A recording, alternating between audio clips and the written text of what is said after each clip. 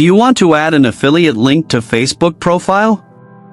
You can add an affiliate product on Facebook with just a few simple steps. Before we begin, please like this video and subscribe to our channel. I've also included some helpful tools and apps in the description, so be sure to check them out. To add an affiliate link to your Facebook profile, first, open the Facebook app on your mobile device.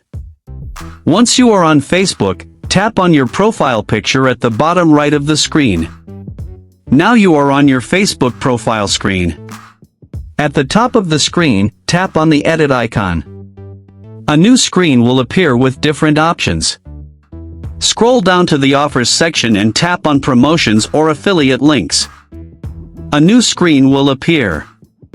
Now, add your affiliate link title, discount code, and paste your affiliate product link in the link box. You can also add a description for the product.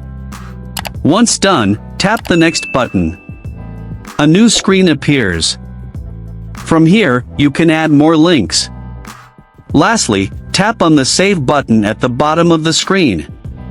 Now, your affiliate link will appear on your Facebook profile, and visitors can click it to view the product.